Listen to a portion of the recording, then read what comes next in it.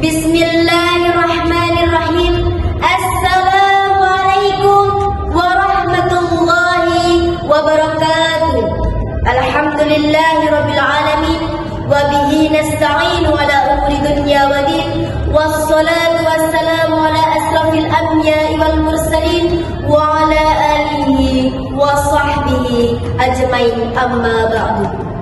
Yang terhormat Bapak Ibu Dewan Juri, rekan-rekan lomba pidato, pelajar SMK dalam rangka peringatan Hari Santri Nasional, serta hadirin sekalian yang dimuliakan oleh Allah. Saya Dela Nur Oktaviani dari SMK Ma'arif NU Jatirejo akan menyampaikan pidato yang berjudul Sang Gus Dur, Warisan Keberanian, Kemanusiaan dan Kebangsaan. Puji syukur kehadirat Allah yang Maha Esa atas limpahan rahmat dan karunia-Nya sehingga kita dapat bertatap muka secara daring dalam keadaan sehat walafiat. Sungguh merupakan suatu kehormatan bagi saya dapat berdiri di sini berbicara mengenai seorang tokoh besar yang warisannya melampaui batas waktu dan sekat politik.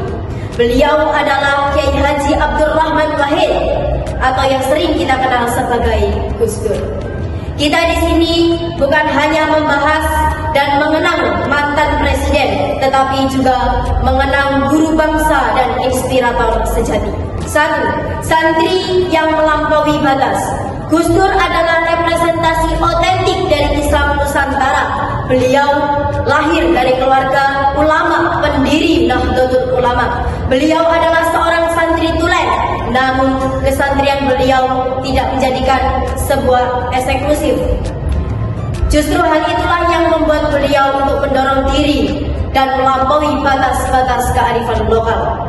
Beliau belajar di pesantren tradisional hingga ke Al-Azhar di Mesir dan Universitas Baghdad di Irak. Perpaduan inilah yang melahirkan seorang intelektual yang memiliki akar tradisi yang kuat. Inilah inspirasi pertama dari beliau. Jadilah orang yang berakar kuat pada tradisi, namun biarkan pikiranmu membara, bebas mencari ilmu kemanapun.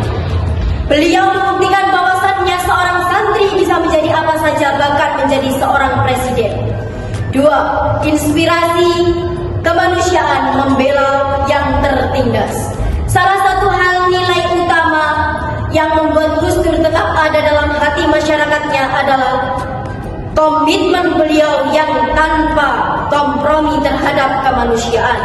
Siapa yang tidak ingat ungkapan beliau yang legendaris, Tuhan tidak perlu dibela, yang perlu dibela adalah manusia.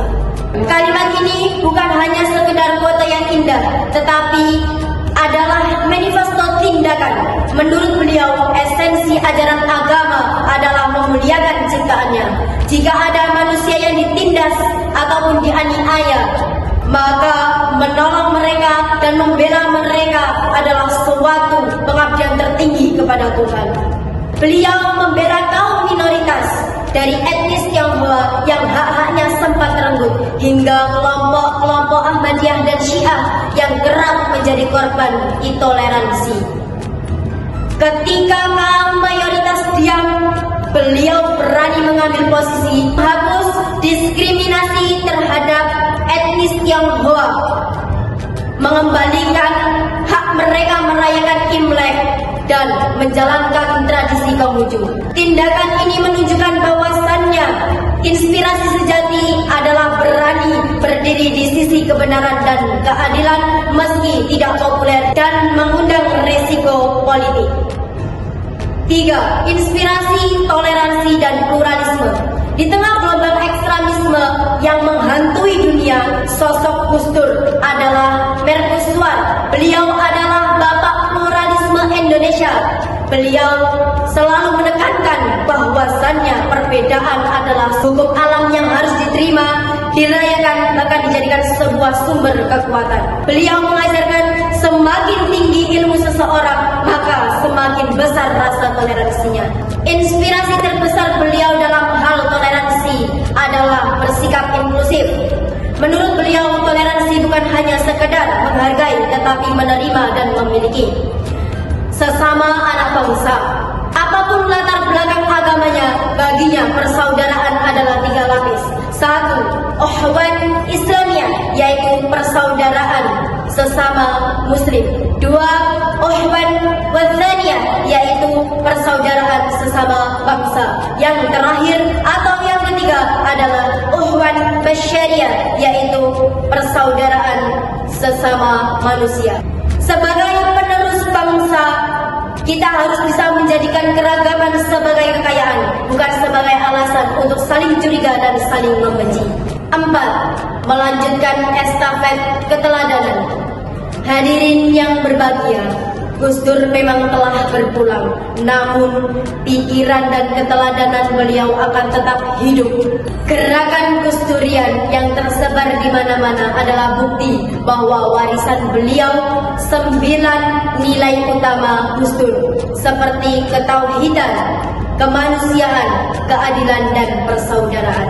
Marilah kita menjadikan peringatan ini sebagai momentum untuk merefleksikan diri. Apakah kita sudah menjadi manusia yang baik? Apakah kita sudah menjadi manusia yang adil dan toleran seperti yang Gus Dur contohkan? Marilah kita melanjutkan estafet perjuangan Gus Dur.